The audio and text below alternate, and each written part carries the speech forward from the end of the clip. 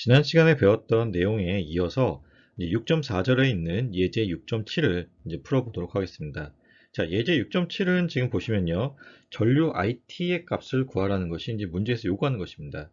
자, t 0보다 클 때의 전류 IT를 구하라고 하는 것인데요. 자, 언제나 이제 문제를 처음 보았을 때는 자, 회로가 어떤 특징을 가지는지를 먼저 해석하면 좋겠습니다. 자, 그래서 자, 이 지금 주어진 회로는 12V짜리 독립 전화번이 하나, 그리고 16V짜리 독립 전화번이 하나 있는 총 두 개의 독립 전화번이 이제 존재하는 회로입니다. 자, 그리고 저항이 두 개가 있고요. 그리고 인덕터가 하나 존재하는 그런 회로죠. 자, 그리고 이제 특이한 것이 여기 스위치가 놓여 있는데 이 스위치가 t 0의 시점에서 열린다는 것입니다. 즉, t가 0보다 작은 경우에는 이 스위치가 닫혀 있다가 t가 0보다 큰 경우에는 스위치가 열린다는 것이죠. 자, 그래서 자, 시간을 이제 두 개의 시간으로 나눴습니다. t가 0보다 작은, 즉 이제 t equal 0 마이너스인 경우, 그리고 t가 0보다 큰 t equal 0 플러스인 경우로 나누어서 이제 풀어보도록 하겠습니다. 자, t equal 0 플러스인 경우에는 스위치가 열려 있기 때문에 이 오른쪽 부분에 있는 루브로는 전류가 전혀 흐르지 않습니다. 그래서 이제 왼쪽에 있는 자 12V짜리 전화번과 2옴 그리고 1Henry짜리 인덕터가 존재하는 싱글 룹 회로로 이제 바뀌게 되는 것입니다. 자, 그럼 자 t equal 0 마이너스인 경우를 먼저 보면요. 자, 지금 여기 이제 빨간 점으로 제가 표시해 드렸듯이 이 점을 기준으로 KCL을 적용해 보도록 하겠습니다. 자, 그렇게 되면 이 노드를 향해서 들어오고 있는 전류가 총 두 개가 있습니다. 자, I라고 하는 전류가 들어오고 있고 I1이라고 하는 전류가 들어오고 있고요. 자, 나가는 전류가 하나 있습니다. IL이죠. 자, 그럼 이제 우리가 KCL을 적용하면 들어오고 나가는 전류의 합이 0이다를 이용하게 되면 자, IL 값은 I 더하기 I1으로 쓸 수 있고요. 자, 지금 보시면 자, 직류 정상 상태입니다. 자, 그쵸? 지금 회로에 스위치가 계속 닫혀 있었다라고 가정을 하고, 그러니까 t equal 0 이전에 그러면 t equal 0의 시점에서는 이 회로는 직류 정상 상태라는 것입니다. 자, 그러면 앞에서 우리가 다뤘던 내용 중에 직류 정상 상태에서는 커패시터 값은 우리가 개방 회로로 취급할 수 있고요. 인덕터는 우리가 단락 회로로 취급할 수 있다고 했었습니다. 자, 그래서 여기는 직류 정상 상태인데 인덕터가 있기 때문에 우리가 단락 회로로 이제 취급할 수 있고요. 그렇기 때문에 이 회로에 양단에 걸려 있는 전압의 값이 0인 단락 회로로 처리한 것입니다. 자, 단락 회로는 저항이 없는 회로입니다. 그러면 자, 지금 I라는 전류가 이쪽으로 가다가 여기서 지금 이쪽으로 갈지 아래로 내려갈지를 고민하게 될 텐데 자, 저항이 없는 도선과 저항이 있는 도선이 위치한 경우에 저항이 없는 도선 쪽으로 모든 전류가 다 흐른다 그랬죠. 자, 그래서 자, 이 I라고 한 전류가 그냥 다 이쪽으로 흐르게 되고요. 지금 I1이라고 하는 전류도 마찬가지 원리로 지금 이쪽으로 다 흐르게 됩니다. 자, 그래서 지금 보신 것처럼 자, IL이라고 하는 것은 I 더하기 I1으로 표시되는 것도 같은 이유에서 나타나는 것입니다. 자, 그러면 지금 I라고 하는 전류가 전류의 값이 결국은 12V 전압원과 2옴 저항만 고려하면 되는 것이죠. 자, 그러면 지금 자, 6A라고 하는 것이 여기 왼쪽에서 나오는 전류 I이고요. 자, 지금 4분의 16을 계산하게 되면 여기 있는 것과 같이 4A의 전류 I1 값이 나오게 됩니다. 그래서 우리가 구하는 IL 값은 자, 10이라는 값을 갖게 됩니다. 물론 여기 단위가 생략되어 있는데 10A를 갖겠죠. 자, 그리고 I가 T보다 죄송합니다. T가 0보다 큰 경우에 이제 회로 해석을 하게 되면요. 자, 우리가 앞에서 했었던 이제 KVL을 이용해서 이제 문제를 풀게 되면 자, 이와 같은 식이 쓰여진다는 것 아실 수 있을 겁니다. 자, 전류의 방향을 시계 방향으로 잡았고요. 자, 싱글 룹 회로이기 때문에 I 값과 IL 값은 동일합니다. 자, 직렬 연결되어 있는 회로에서는 전류 I가 동일하고 병렬 연결되어 있는 회로에서는 전압 V 값이 동일하다고 했었죠. 자, 근데 지금 이 회로는 전압원, 저항, 인덕터가 서로 직렬 연결되어 있기 때문에 같은 전류가 모든 도선에 흐른다라는 것을 아셨으면 좋겠습니다. 자, 그래서 이것을 이용해서 우리가 KVL을 하게 되면요. KVL식을 적용시키게 되면, 자, 전류의 방향을 기준으로 수동보 규정을 모두 만족한다라고 보겠습니다. 물론 이제 수동 소자의 경우에요. 자, 지금 12V짜리 전압원 같은 경우는 마이너스 쪽으로 화살표가 들어가고 있기 때문에 수동보 규정을 만족하지 않고 전압 상승입니다. 자, 그래서 전압 강화의 합은 전압 상승의 합과 같다라고 나타나게 되는 것이죠. 자, 우리가 이 식을 이용해서 지금 우연히도 이제 최고차 미분항의 개수가 1이기 때문에 더 이상 어떤 작업을 해줄 필요는 없고요. 그래서 이것을 이용해서 우리가 이제 문제를 풀게 되면, 자, 처음 해야 되는 게 여기는 강제 전원이 있는, 즉 강제 함수가 있는 경우입니다. 그 경우에는 우리가 강제 응답, 즉 시험 강제해를 우리가 설정을 해서 강제 응답을 구하라고 했었고요. 자, 그래서 지금 여기 있는 것처럼 시험 강제해를 A라고 하는 상수로 두었습니다. 자, 상수 형태로 두는 이유는 지금 여기 있는 이 전원이 상수 전원이기 때문에 그렇죠. 즉 이제 직류 전원이기 때문에 그런 겁니다. 자, 그래서 이 A라고 하는 시험 강제해를, 자, 여기 위에 우리가 구한 1차 미분 방정식의 I 대신에 이제 적용을 시키게 되면, 자, 이와 같이, 자, 시간에 대해서 이제 어떤 상수에 대한 미분이기 때문에 0이 되고, 이와 같은 식이 나오게 되고요. 그 A 값은 6이라는 값이 나오게 됩니다. 자, 그러면 이게 우리가 구해야 되는 IF 값이 되고요. 자, 그러면 이제 고유응답 성분을 구해야겠죠. 자, 고유응답은 우리가, 자, 여기 있는 것과 같은 이런 시험 고유응답을 I 대신에 대입해서 문제를 푼다라고 했었습니다. 자, 그리고 여기서 주의해야 될 게, 자, 고유응답을 구할 때는 강제함수 부분을 0으로 만들어야 된다는 것. 이게 사실 더 중요합니다. 자, 그러면, 자, in이라고 하는 k 곱하기 exponential st라고 하는 것을 여기에 대입하고, 자, 미분할 거 미분하고 정리하게 되면, 자, 이와 같은 식이 나오게 되는데요. 자, k 곱하기 exponential st는 지금 공통항으로 나와 있습니다. 자, 그리고 이것이 0이 되어야 되는 것이죠. 자, k 곱하기 exponential st는 k 값이 0인 경우를 제외하고는 0이 될 수 없습니다. 자, 그러면, 자, k가 0의 값을 갖는 경우는 특수해지 일반해가 아닙니다. 자, 그러면 이것이 항상 0이 되려면, 자, 문제에서 주어진 s 값이, 즉 s 더하기 2 값이 0이 되어야겠죠. 그래서 s 값이 마이너스 2의 값을 갖게 되는 것이고, 이 값을 지금 시험 고유해에 넣어주면 됩니다. 그래서, 자, 시험 강제해와 죄송합니다. 강제 응답 성분과 고유 응답 성분을 더해주게 되면, 자, 일반해 혹은 완전 응답을 구하게 되는 것이고요. 자, 지금 우리가 여기서 이제 이 k 값을 구해주기 위해서는, 특정시켜주기 위해서는 우리가 앞에서 구한, 자, 지금 여기서 우리가 구했던 것이 결국 초기 조건이 되는 것이죠. 자, 이 10A라고 하는 초기 조건을 이용해서 문제의 K라는 미지의 상수를 이제 구하는 것입니다. 자, 그래서 IT라고 하는 값은, 자, 4 곱하기 exponential 마이너스 2t 플러스 6이라고 하는 값이 나오게 됩니다. 자, 뒤에서 이제 하나 더 문제를 풀고 이제 마치도록 하겠습니다. 다음은 6.5절에 나오는 이제 중첩과 관련된 얘기입니다. 자, 우리가 중첩이라는 것을 이제 언제 썼었는지를 이제 생각을 해보면요.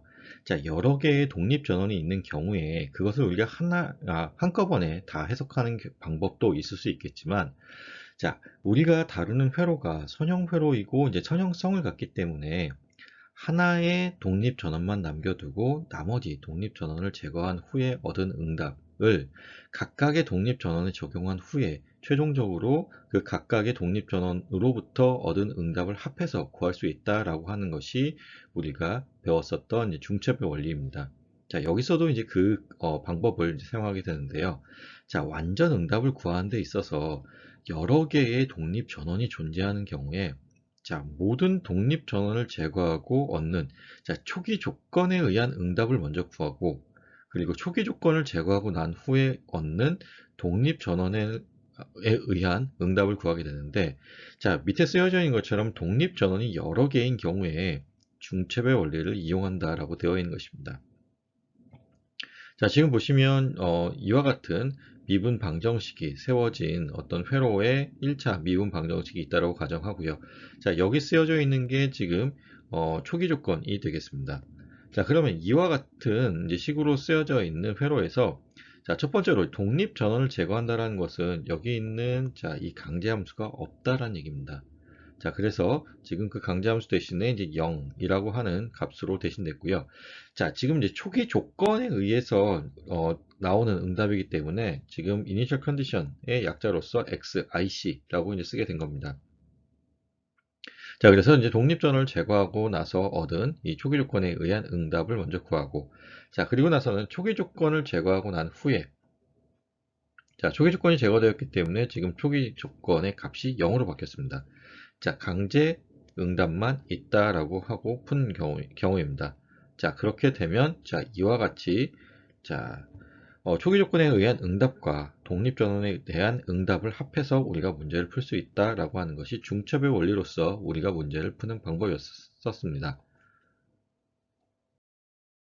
자, 그러면 방금 다루었던 내용에 대해서 이제 구체적으로 이제 예제 6.10을 같이 풀면서 확인을 해보면요. 자, 6.10은 이제 VT라고 하는 전압을 구하라는 것이 문제에서 주어진 조건이고요. 지금 보시는 것처럼 60V 전압원과 40V 전압원이 각각 존재하고 있습니다. 자, 그리고 시간 t 0에서 지금 회로가 닫히게 되죠. 자, 그러면 자, 우리가 앞에서 봤듯이 완전 응답이라는 것은 이제 독립전원 두 개에 대한 각각의 독립전원에 대한 응답. 그래서 V1S, V2S라고 되어 있고요. 그리고 초기 조건에 의해서 얻는 응답 VIC를 구하는 것입니다.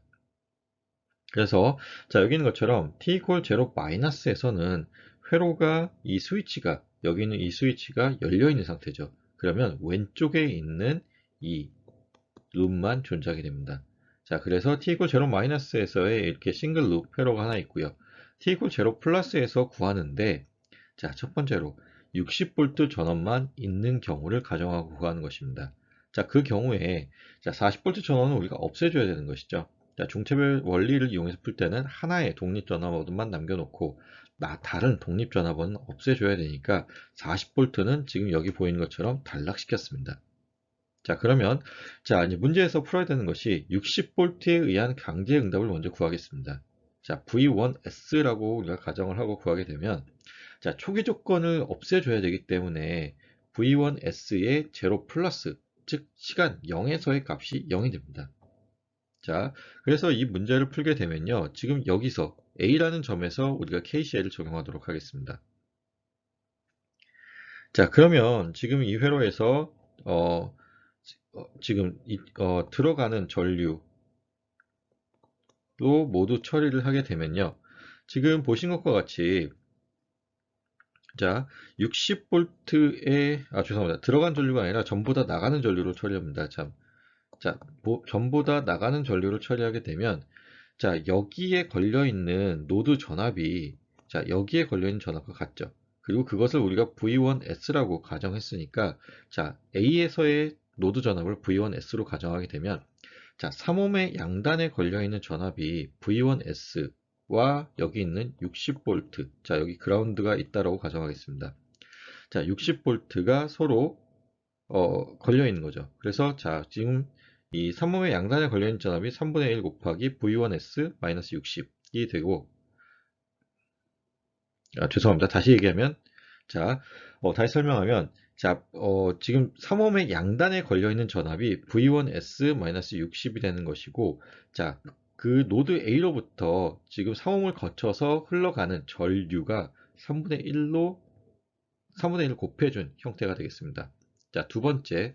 자, 지금 보면 여기 그라운드가 잡혀 있기 때문에 여기서의 전압도 0입니다. 지금 이 사이에 아무것도 없죠. 그렇기 때문에 그대로 전압 0이 유지가 되게 되고, 자, A라는 노드로부터 오른쪽, 즉 1옴을 거쳐서 나가는 전류는 자, 이 양단에 걸려있는 전압이 V1S가 되니까 V1S 나누기 1이 되겠습니다. 자, 그래서 이 값이 나오게 되고요.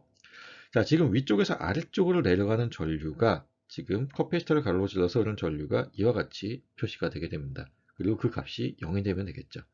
자, 이것을 최고차 미분항의 개수가 1이 될 수 있도록 식을 변형시켜주면 자, 여기 있는 이와 같은 식으로 변형이 되게 되고요.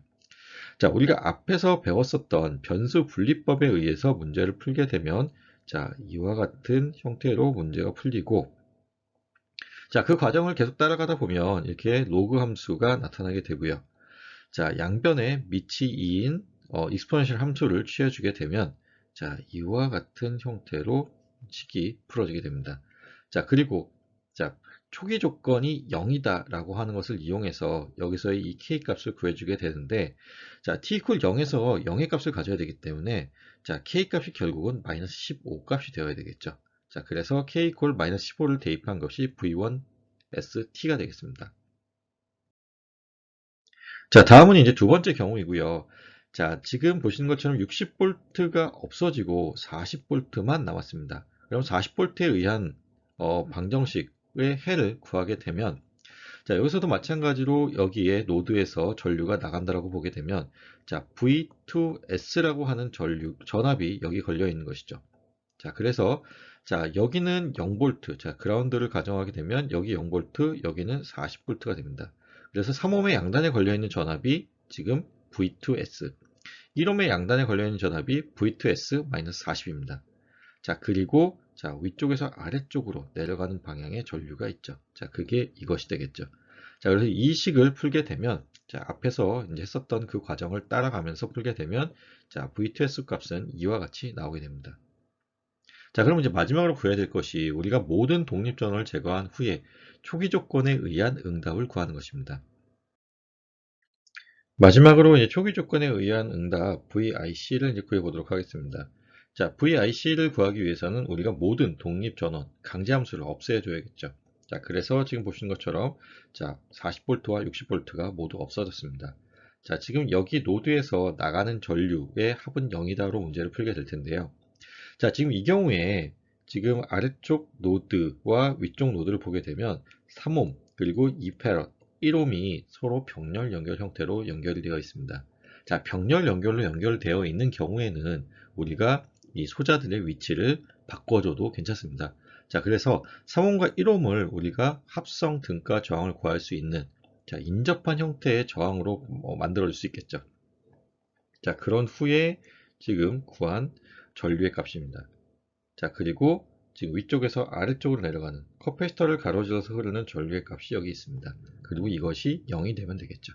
자, 그래서 이것을 구하게 되면 자, VIC라고 하는 것이 결국은 이와 같은 형태로 나오게 되는데 자, K 값을 구하는데 우리가 여기서는 초기 조건이 0이 아닙니다.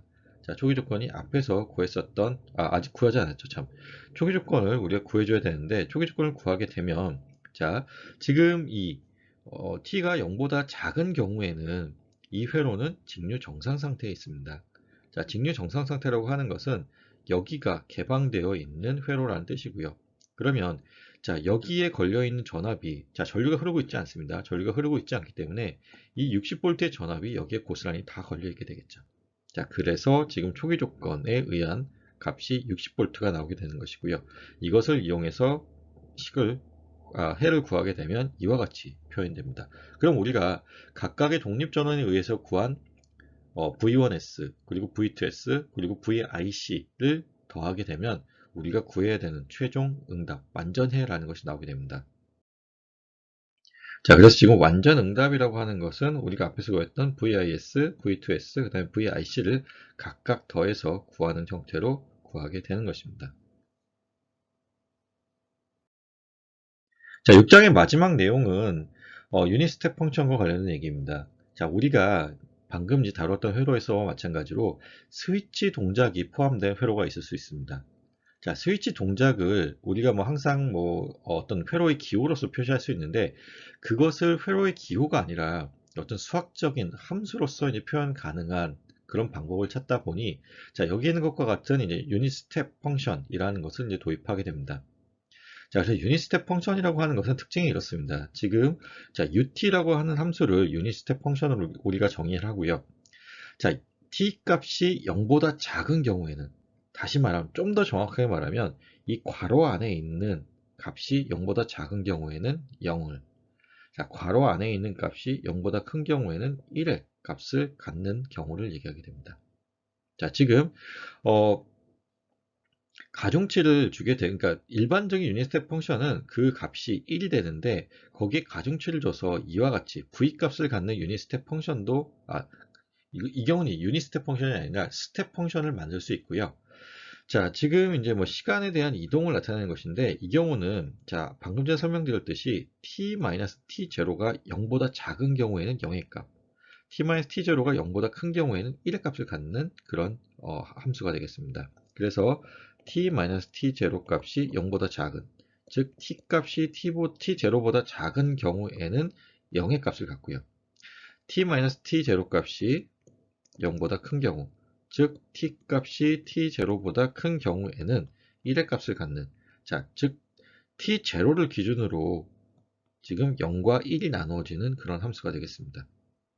자, 그리고 이와 같은 함수는 우리가 스위치 동작을 대신하는 수학적 기호로 나타내는 데 많이 쓰이게 되고요. 자, 지금 이 함수 같은 경우에, 자, v 이쪽에 값을 지금 VUT라고 지금 나타나게 되는데요. 자, VUT라고 하는 의미가 t가 0보다 작은 경우에는, 자, 지금 회로가 이쪽으로 연결되어 있죠. 그러면 여기에 흐르는 전압, 여기에 걸려있는 전압이 0입니다. 자, 그랬다가 t가 0보다 큰 경우에는 지금 여기에 연결되고, 그러면 지금 여기 있는 v라는 값이 이 양단에서 측정이 가능하게 됩니다.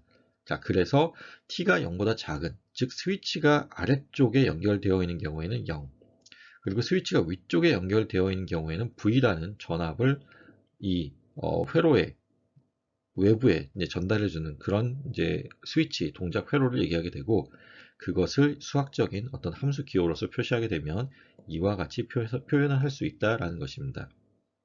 자, 6장의 복습은 여기까지 마치고 이제 7장 2차 미분 방정식에 대해서 2차 미분 회로에 대해서 이제 다루도록 하겠습니다.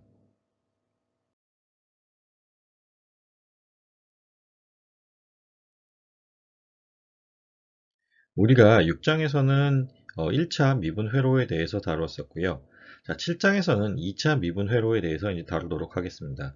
자, 1차 미분 회로와 2차 미분 회로의 차이는, 자, 회로의 방정식이 1차 미분 방정식으로 세워졌는지 혹은 2차 미분 방정식으로 세워지는지에 대해서 이제 나눠지는 것인데, 자, 1차 미분 회로는 여기 있는 것처럼 하나의, 즉 한 종류의 스토리지 엘리먼트, 자, R, 그러니까 저항값은 이제 존재하는데, 자, 인덕터가 저항과 같이 존재하는지, 저항과 커패시터가 존재하는지입니다. 자, 인덕터와 커패시터 둘 다 존재하는 게 아니라 둘 중 하나만 존재하는 회로를 우리가 일반적으로 1차 미분 회로라고 얘기를 하게 되고요. 자, 둘 다 존재하는 회로입니다. 자, 저항이 있고 인덕터가 있고 커패시터가 있는 RLC 회로의 경우에 우리가 일반적으로 2차 미분 방정식으로 표현이 가능하고요. 그런 회로를 우리가 2차 미분 회로라고 얘기를 하게 됩니다. 우리가 앞에서 이제 다뤘듯이 미분 방정식을 세울 때 최고차 미분항의 개수는 1로 맞춰주는 것을 이제 약속하기로 했었습니다. 자, 그래서 자, 앞에서 다루었었던 우리가 1차 미분 방정식의 경우에 지금 여기 보시는 것처럼 1차 미분항의 개수는 1로, 그리고 나머지 x에 대한 항의 개수를 이제 a로서 쓰게 되면, 자, 여기 있는 것이 이제 강제 함수가 나오는 것이고요. 자, 2차 미분 방정식 은 지금 여기 있는 것처럼 2차 미분항의 개수가 1로, 그리고 1차 미분항의 개수가 A1, 그리고 자, x에 대한 개수가 A0로 이제 정해집니다. 자, 그리고 자, 지금 다시 1 그리고 A1, A0라고 우리가 일반 항을 이제 정하겠습니다. 자, 그리고 지금 보시는 것처럼 XT라고 하는 전체 응답은, 자, 고유 응답과 지금 강제 응답의 합으로서 정의를 하게 되고요. 자, 고유 응답은, 자, 지금 보시는 것처럼, 자, 강제함수 부분을 0으로 두고 풀면 되고요. 강제 응답은 지금 여기 보시는 것처럼, 자, 강제함수를 그대로 두고 풀면 됩니다. 자, 고유 응답은 우리가 앞에서 다뤘듯이 1차 미분 방정식에서 다뤘던 것처럼 시험 고유해를 설정을 해서 문제를 풀면 되고요. 자, 우리가 K 곱하기 exponential ST라고 하는 시험 고유해를 설정해서 문제를 풀었었습니다. 자, 그리고 강제 응답 같은 경우는 시험 강제해를 설정을 하고 문제를 풀면 됩니다. 자, 근데 그 시험 강제해를 정할 때는, 자, 이제 테이블 7.1은 나오겠지만, 그 함수의 형태가 상수인 경우에는, 자, 시험 강제해를 A로 볼 수 있고요. 시험 강제함수의 강제함수의 형태가 삼각함수 형태로 표현되어 있으면 사인과 코사인의 합으로서, 그리고 익스포넨셜 함수가 포함되어 있으면 익스포넨셜 함수를 이용해서 이제 설정을 한다라는 것입니다. 자, 그러면 이제 완전 함수, 완전 응답이라고 하는 것은 지금 우리가 앞에서 구했을 고유 응답과 강제 응답의 합으로서 표현 가능하다라고 볼 수 있고요. 이것을 만족하는 방정식을 구하게 되면, 혹은 그 x 값을 구하게 되면 우리가 원하는 답이 나오게 되는 것입니다. 자, 그럼 이것에 대해서 이제 구체적인 문제를 놓고 같이 한번 풀어보도록 하겠습니다. 자, 먼저 우리가 같이 볼 부분은 지금 고유응답과 관련된 얘기입니다. 자, 2차 미분 방정식이 이와 같은 형태로 주어져 있고요. 고유응답을 구해야 되기 때문에 강제 함수 부분을 0으로 만들었습니다. 자, 그리고 앞에서 설명했듯이 우리가 시험 고유해를 k 곱하기 exponential st의 형태로 우리가 세우게 됩니다. 자, 가정하고 이제 문제를 푸는 것이고요. 자, 우리가 지금 1차 미분 방정식도 마찬가지고 2차 미분 방정식도 이 시험 고유해, 시험 강제해를 설정하는 것은 동일합니다. 단지 1차 미분 방정식인지 2차 미분 방정식인지에 대한 차이인데요.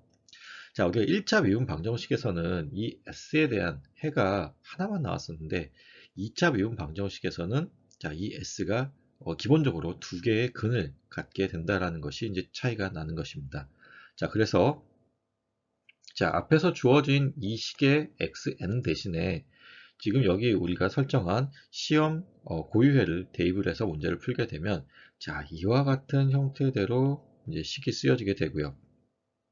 자, 1차 미분 방정식의 풀이와 마찬가지로 k 곱하기 exponential st를 공통으로 묶어서 정리를 하게 되면 자, 이것이 0이 되어야 되는데 자, 이 앞의 항이 0이 되거나 이 뒤쪽에 있는 이 값들이 0이 되는 두 가지 경우가 있을 수 있겠죠.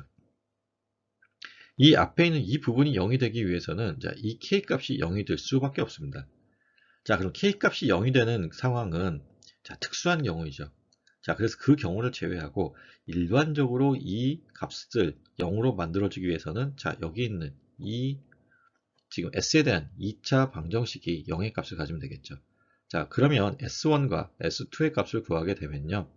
자, 우리가 뭐 여러분들이 잘 알고 있는 이제 근의 공식을 이용해서 문제를 풀게 되면 S12라고 하는 두 개의 근은 자, 2분의 마이너스 A1 더하기 플러스 마이너스 A1 제곱 마이너스 4A0의 루트로 표시되게 됩니다.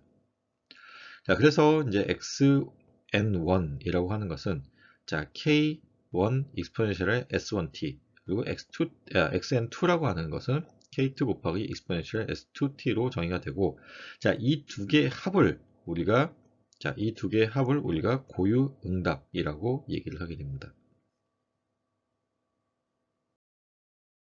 예제 7.2는 여기 있는 것과 같은 이런 이 2차 미분 방정식의 해를 구하는 것입니다. 자, 지금 이제 강제함수 부분이 없는 고유 응답을 구하는 그런 형태의 문제이고요. 자, 결론적으로 얘기를 하면 우리가 i2n을 k 곱하기 exponential st의 형태로 이제 만들어준 후에 그것을 여기에 대입해서 문제를 풀면 되는데, 자, 어차피 지금 뭐 k 곱하기 exponential st라고 하는 항들이 이제 반복돼서 나올 거고, 그리고 자, 특성 방정식이라고 우리가 이제 공업 수학에서 배우게 될 자, 이와 같은 s에 대한 이차항으로 표현된 이 방정식이 0이 되는 s값을 구해주면 됩니다. 자, 그래서 자, 이것을 대입해서 이제 푸는 방법 말고 어차피 우리가 지금 익숙해진 상태이라고 가정을 하고요. 자, i2에 2차 미분항이 있는 경우에는 s제곱, i2에 1차 미분항이 있는 경우에는 s가 나오는데 그 앞에 10이라는 가중치가 있으니까 더하기 10s, 그리고 자, 1차항의 경우에는 지금 s가 없는 16의 값을 넣어주고 0을 만족하는 s1과 s2 값을 구해주면 됩니다. 자, 지금 인수분해를 통해서 구하게 되면 s1과 s2 값이 마이너스 2 그리고 마이너스 8의 값을 갖게 되고요.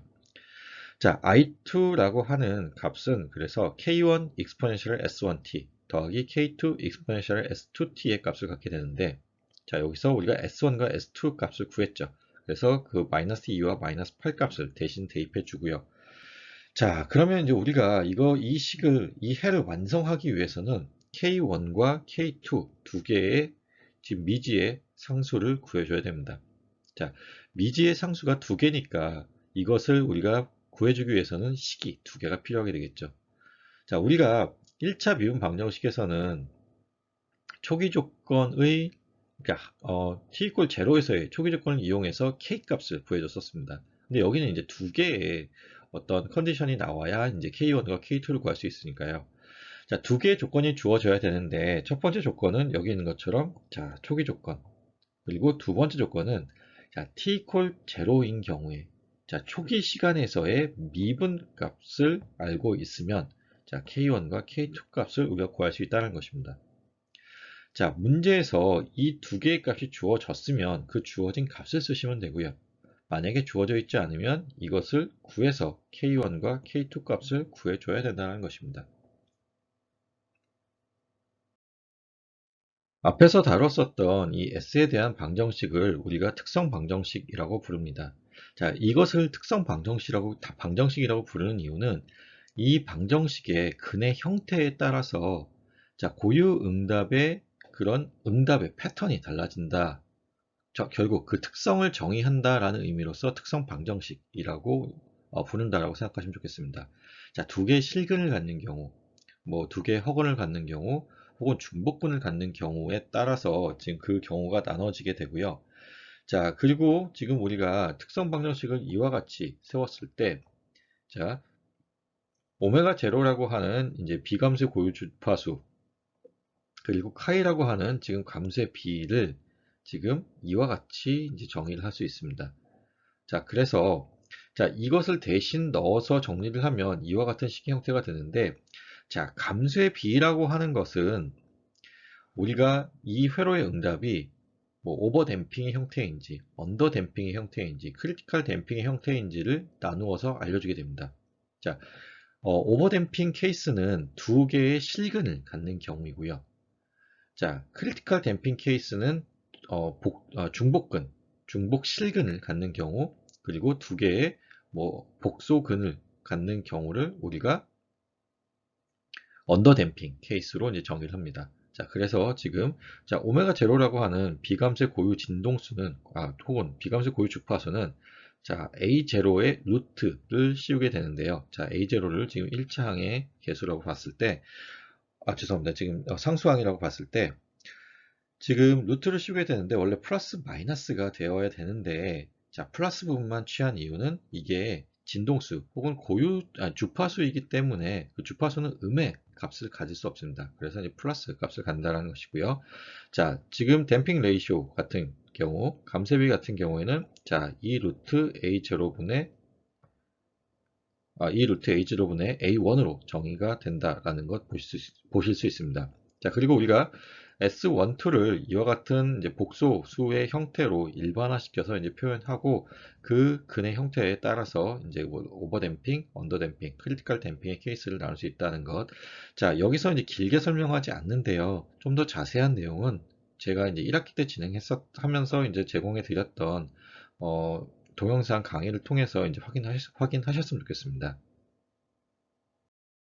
자, 다음은 이제 2차 미분 방정식에서의 2차 미분 회로에서의 이제 강제 응답을 구하는 것을 한번 같이 해보도록 하겠습니다.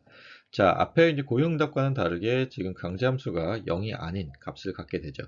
자, 그리고 이제 예제 7.6을 통해서 이제 같이 풀어볼 텐데요. 지금 문제에서 보시면 이제 독립전원이 하나 존재하고요. 그 값이 문제에서 이제 16V로 주어졌습니다. 그리고 지금 보시는 것과 같이 저항이 2개, 그리고 인덕터가 2개 존재합니다. 자, 그러면 이제 문제를 풀어볼 텐데요. I1과 I2의 전류의 방향을 지금 시계 방향으로 설정했습니다. 자, 그래서 자, 첫 번째 왼쪽에 있는 식에서 우리가 KVL을 구하게 되면요. 자, 플러스 마이너스 플러스 마이너스 플러스 마이너스로 설정하고 문제를 풀도록 하겠습니다. 자, 그러면 지금 자, 8옴과 4옴에서 이제 전압 강화가 일어나겠죠. 자, 그리고 그 전압 강화가 일어나는 그 크기는 자, 8 곱하기 I1 더하기 4 곱하기 I1입니다. 자, 그래서 지금 여기 보시는 것처럼 8 더하기 4의 전체 곱하기 I1을 통해서 지금 전압 강화의 크기가 정해지게 되고요. 자, 그 다음 이헨리에 대한 전압 강화가 여기 쓰여져 있습니다. 자, 그리고 자, 이 문제에서 I1에 대한 전류만 지금 4옴에 흐르는 게 아니라 자, I2에 대한 전류도 4옴에 흐르게 됩니다. 그리고 방향이 반대이기 때문에 전압 상승의 효과를 가지고 오게 되죠. 자, 그래서 지금 마이너스 4i2가 지금 나온 것이고요. 자, 지금 전압 상승. 자, 화살표의 방향이 마이너스 방향으로 들어가기 때문에 전압 상승된 만큼의 VG가 있습니다. 자, 그리고 그 다음에 지금 이제 오른쪽에 있는 회로를 보게 되면요. 자, 여기도 지금 마찬가지로 자, 플러스, 마이너스를 보겠습니다. 자, I2를 기준으로 정한 것이고요. 자, 그렇게 되면 이제 식을 세워보면 지금 여기 1헨리에서 나타나는 전압 강화가 이와 같이 이제 표현이 가능하고요. 이 가운데 끼어 있는 4옴 저항에 대해서 이제 전압 강화된 정도를 확인하면 자, I2를 기준으로 봤을 때 4 곱하기 I2 마이너스 I1만큼의 전압 강화가 있겠죠.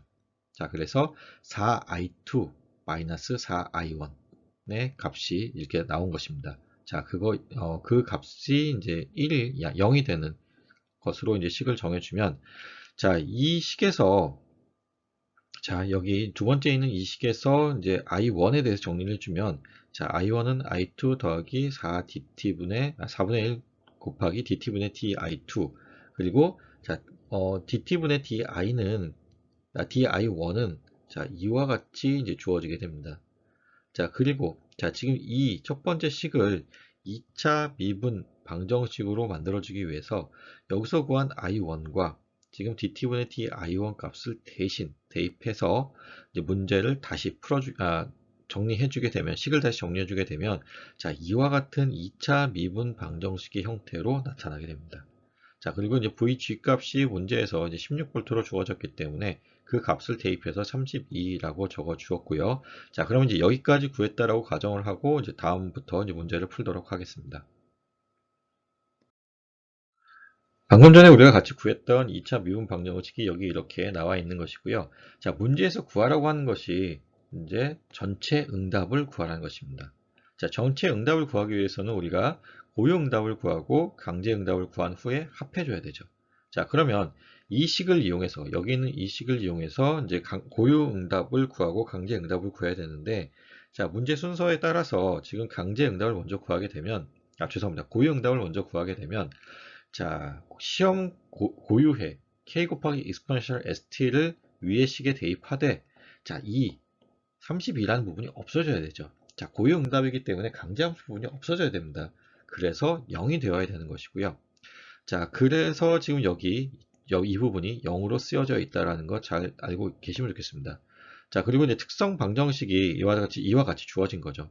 그리고 그 특성 방정식을 풀게 되면 마이너스 2와 마이너스 8의 값을 갖게 되고요. 그래서 i2n이라고 하는 값은 지금 k1 곱하기 exponential 마이너스 2t 더하기 k2 곱하기 exponential 마이너스 8t 형태가 되게 됩니다. 자, 강제 응답 성분을 구할 거고요. 강제 응답은 우리가 시험 강제를 설정해서 풀게 되는데, 자, VG라고 하는 이 값이 16V라고 하는 지금 함수를 갖기 때문에, 자, 강제 응답의 시험 강제의 형태가 미지의 상수로 표현이 되게 됩니다. 자, 그러면 이 값을 여기에 이 식에 대신 대입해서 단 이제 32라는 값이 그대로 남아 있어야겠죠. 여기에 대입해서 a 값을 구하게 되면, 자, 이와 같이 a가 2가 되게 되고요. 자, 그래서 완전 응답 i2는 자, 고유 응답과 강제 응답의 합으로서, 즉 k1 곱하기 exponential 마이너스 2t 더하기 k2 곱하기 exponential 마이너스 8t 더하기 2라고 하는 값이 나오게 됩니다. 자, 여기 있는 이 교재에 있는 표는 시험 강제해를 우리가 어떻게 설정해야 되는지에 대한 이제 가이드라인입니다. 자, 지금 강제 함수가 상수의 형태인 경우에는 시험 강제해가 미지의 상수로서 표현이 가능하고요. 자, t라고 하는 그 함수로서 표현되게 되면, 자, at 더하기 b, 그 다음에 t 제곱의 형태에서는 자, at 제곱 더하기 bt 플러스 c의 형태로 표현이 되고요.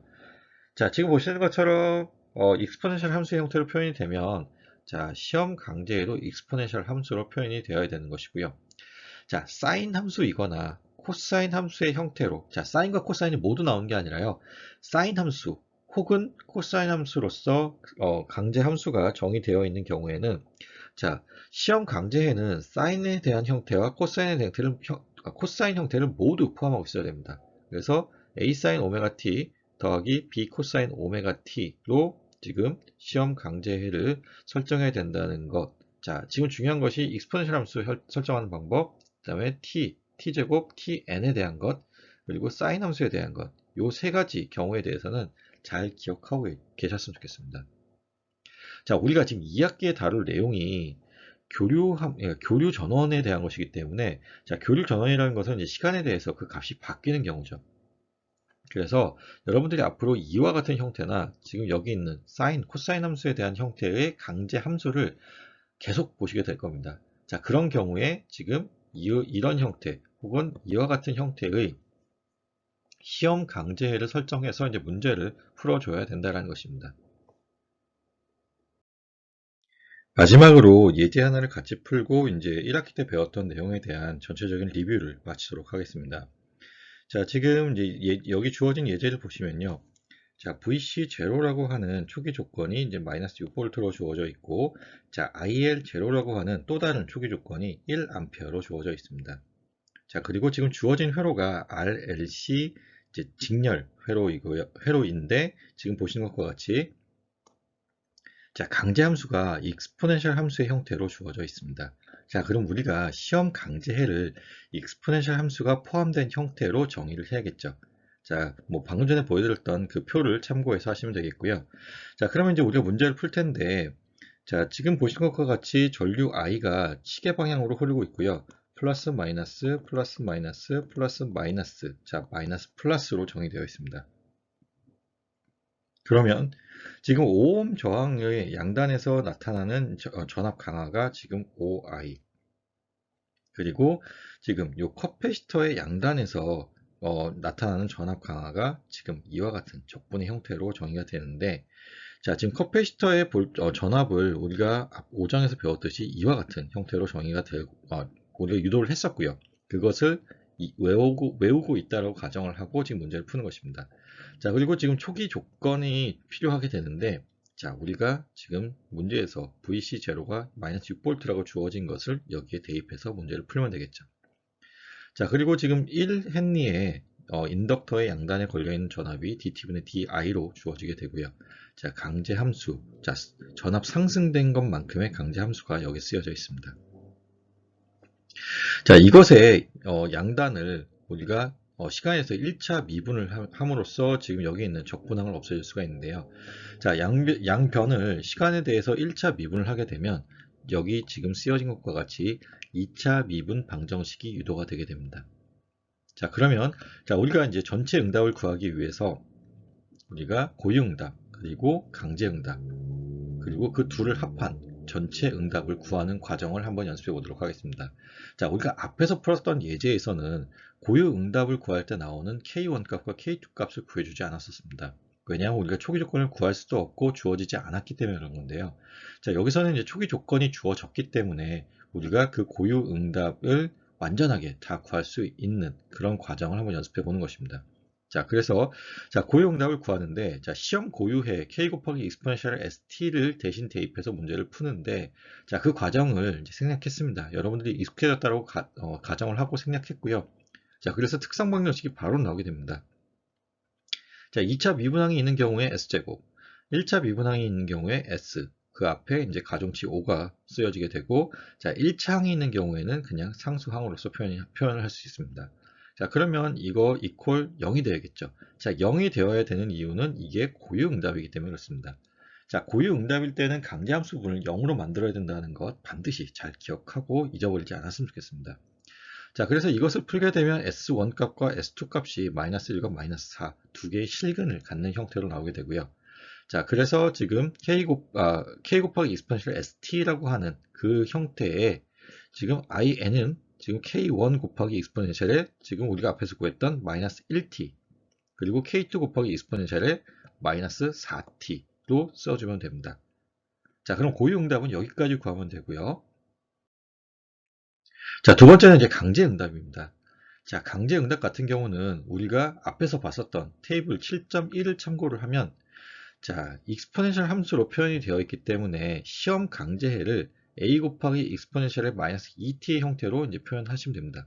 자, 그리고 이것을 지금 위에 있는 이 2차 미분 방정식에 대입해서 문제를 풀어주게 되면요. 자, A 값이 2가 나오게 되고요. 그래서 자, IF라고 하는 강제 응답은 지금 2 곱하기 exponential 마이너스 2t가 되게 됩니다. 자, 그러면 자, 우리가 구해야 되는 전체 응답은 혹은 완전해라고 하는 것은 자, 고유 응답과 강제 응답의 합으로서 구할 수 있는데 자, 앞에서 구했던 고유 응답 성분에 지금 방금 구했던 강제 응답 성분을 더해 주시면 됩니다. 자, 근데 지금 여기서 K1과 K2가 여전히 미지의 상수로서 남아있죠. 자, 그럼 이제 다음 장에서는 이 K1과 K2 값을 구하기 위해서 초기 조건을 이용하는 것을 한번 연습해 보도록 하겠습니다. 자, 지금 방금 이제 구했던 것처럼, 자, 앞에서 나왔었던 이제 회로 방정식을 다 지금 써줬습니다. 자, 이것들이 이제 유용하게 쓰이기 때문에 다시 써준 거고요. 방금 전에 구했던 이제 완전 응답의 형태가 여기 나와 있습니다. 자, K1과 K2 값을 구해줘야 되는 것인데, 자, 앞에서 설명했듯이 초기 조건을 이용해야 되는데, t equal 0에서의 그 값, 그리고 t equal 0에서의 1차 미분 값을 이용하는 것이 일반적입니다. 자, 그래서 자, 초기 조건이 문제에서 지금 보시면 VC0가 마이너스 6, 그 다음에 IL0가 1A로 주어져 있습니다.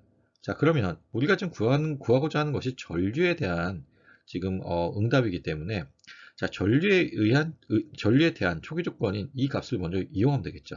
자, 여기에 t equal 0을 대신 대입한 후에 그 값이 1을 만드는 식을 세워주면 되는 것입니다. 그래서 I0라고 하는 값은 t equal 0이 대신 들어가는 것이고요. K1, K2 그리고 2라는 값이 더했을 때 지금 1이 나오게 된다라고 되는 것이죠. 자, 그래서 K1 더하기 K2 값이 마이너스 1 값을 갖게 되는 것이 이제 첫 번째 식으로서 이제 주어진 것이고요. 구해진 것이고요. 자, 두 번째는 방금 전에 말씀드렸듯이 자, 1차 미분항의 t equal 0에서의 1차 미분 값을 가지고 구하는 것입니다. 자, 지금 보시면 자, dt분의 di라고 하는 그 값이 지금 t equal 0에서 어떤 값을 갖는지를 일단 알아야겠죠. 자, 근데 지금 문제에서 보시면 주어져 있지 않습니다. 그런데 우리가 구할 수 있습니다. 지금 자, 여기 있는 이 식을 눈여겨 보시게 되면요. 자, t 대신에 0을 대입하게 되면 자, 5 다시 정리하면 5의 i0 더하기 자, 여기 있는 t 값이 0이 되게 되면 적분 구간이 0에서 0 같은 점이죠. 그러면 여기는 자, 적분 값이 0이 됩니다. 무시하면 되시고요. 자, VC0 값이 더해지고요. VC0 값이 더해지고 그리고 dt분의 di의 자, t equal 0 equal 자, 여기 0을 대입하게 되면 2라는 값이 나오게 되죠.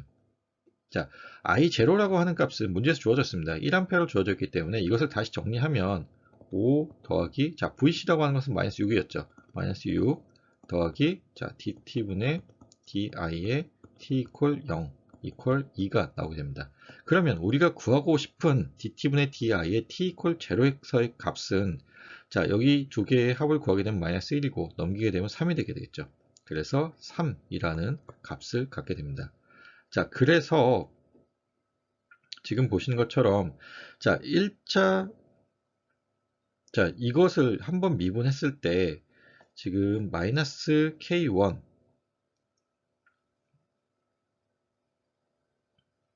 자, 그러니까 이것을 1차 미분했을 때 마이너스 K1 마이너스 4K2 그리고 여기 마이너스 4라는 값이 나오게 되죠. t equal 0을 대입했을 때요. 자, 이 값이 이 값이 결국은 3을 만족하는 지금 방정식을 자, 두 번째 방정식으로 보면 됩니다.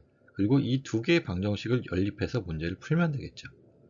자, 그래서 그 방정식을 이제 풀게 되면 자, 지금 보시는 것과 같이 마이너스 K1 마이너스 4K2라고 equal 7이라고 하는 지금 이 두 번째 방정식을 이제 정리를 한 겁니다. 자, 마이너스 4라는 것을 오른쪽으로 넘겨줘서 7이라는 값을 나타낸 것이고 그러면 이제 두 번째 식이 이와 같이 간략하게 정리가 된 거고 자, 첫 번째 식과 두 번째 식을 연립해서 문제를 풀게 되면 K1 값과 K2 값을 구할 수 있겠죠. 자, 그래서 지금 이제 두 개의 방정식을 이제 연립해서 문제를 풀게 되면 K1 값과 K2 값이 구해지게 되고요. 자, 그 값을 우리가 앞에서 구했었던 여기에 대입하게 되면 자, 우리가 구하고자 하는 완전 응답이 구해지는 것입니다. 자, 지금까지 이제 1학기 배웠던 부분에 대한 전체적인 리뷰를 마쳤고요. 자, 뭐 확인하는 의미로서 혹은 이제 뭐 연습하는 의미로서 1학기 배운 부분에 대해서 각 챕터별로 한 문제씩을 뽑아서 자, 1장에서는 문제를 내지 않도록 하겠습니다. 1장과 3장에서는 문제를 내지 않도록 하고요. 각 챕터별로 한 문제 정도씩을 뽑아서 총 5문제의 퀴즈를 만들어서 이제 올려드리도록 하겠습니다. 여러분들한테 이제 앞서서 말씀드렸듯이 그 퀴즈는 여러분들이 자율로서 푸는 이제 퀴즈인데 뭐 학기 말에 이제 뭐 퀴즈 결과에 따라서 여러분들한테 뭐 그냥 뭐 약간의 어떤 선물을 드리도록 하겠습니다. 자, 뭐 지금까지 리뷰 과정 중에 혹시 질문이 있거나 모르는 부분이 있으면 이제 질문 게시판을 통해서 질문을 좀 해주시고요.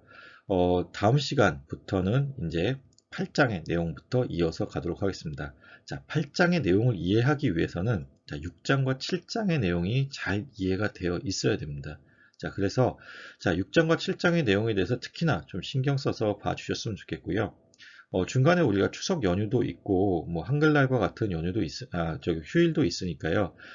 중간고사 전에 좀, 만약에 1학기 때 수업을 제대로 뭐 따라오지 못했거나 1학기 수업을 듣지 못한 학생들의 경우에도 포기하지 않고 따라오면 분명히 좋은 결과가 있을 수 있을 것 같습니다.